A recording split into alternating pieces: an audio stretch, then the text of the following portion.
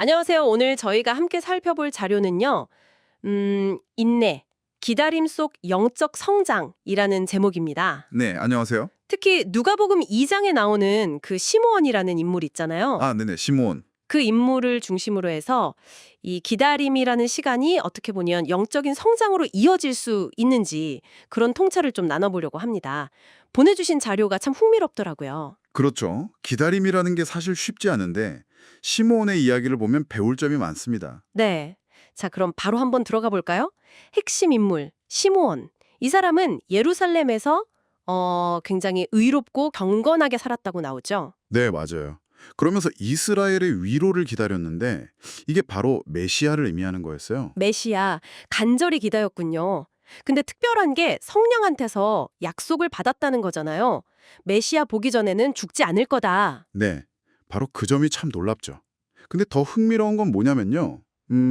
시므온이 그 약속만 믿고 그냥 넋 놓고 기다린 게 아니라는 거예요. 아, 그냥 기다린 게 아니고요? 네.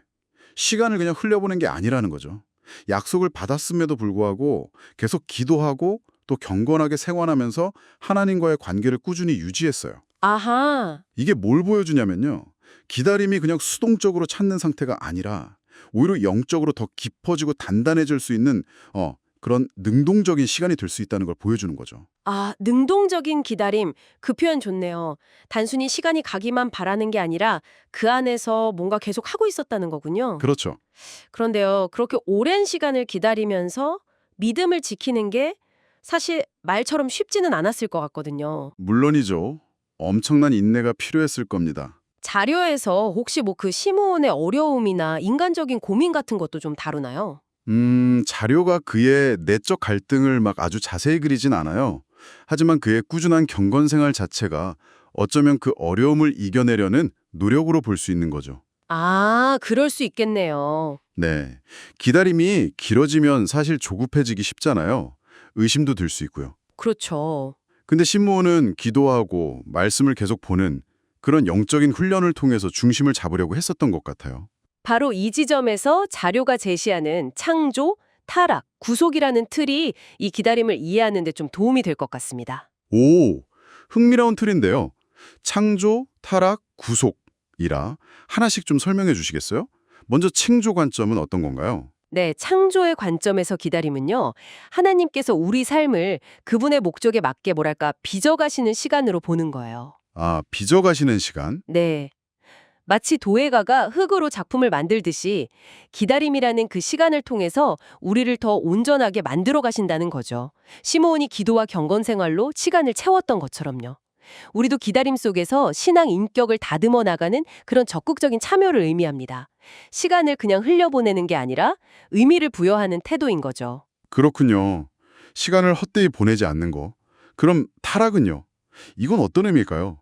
기다림 속에서 빠지기 쉬운 함정 같은 건가요? 네, 정확히 보셨어요. 타락의 관점은 기다림 속에서 나타나는 우리의 그 조급함, 또 불신, 막 인간적인 방법으로 상황을 통제하려는 그런 경향을 말해요. 왜 이렇게 더디지? 하는 그런 마음들. 그렇죠. 내 생각대로 빨리 좀 해결됐으면 좋겠는데 이런 마음들이요.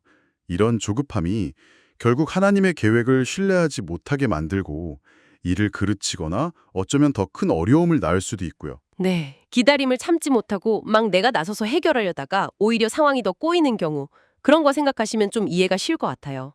정말 공감이 많이 되네요. 저도 그럴 때가 많거든요. 그럼 마지막 구속은 이 어려움을 넘어선다는 좀 희망적인 관점이겠군요. 맞습니다.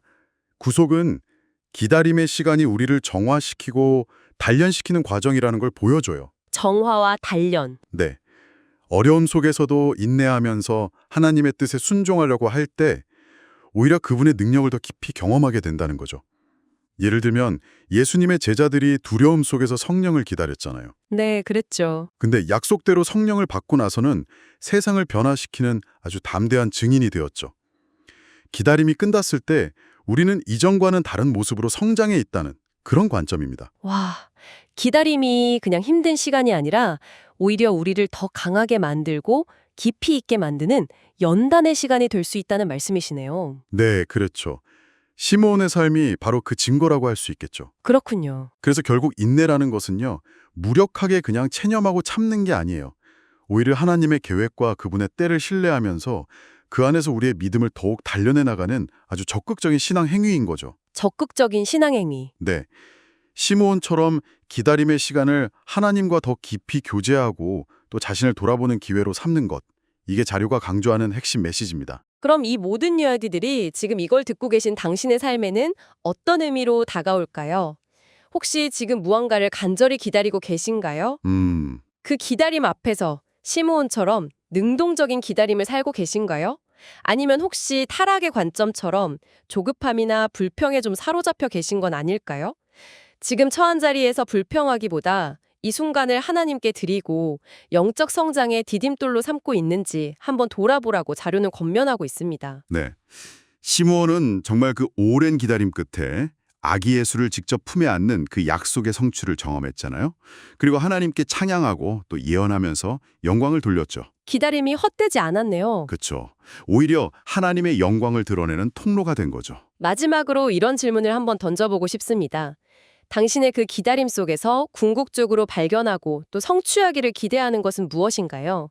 그리고 그 기다림의 시간을 시므온처럼 어떻게 하나님께 영광 돌리는 기회로 만들어갈 수 있을지 한번 깊이 생각해 보시는 시간이 되었으면 좋겠습니다.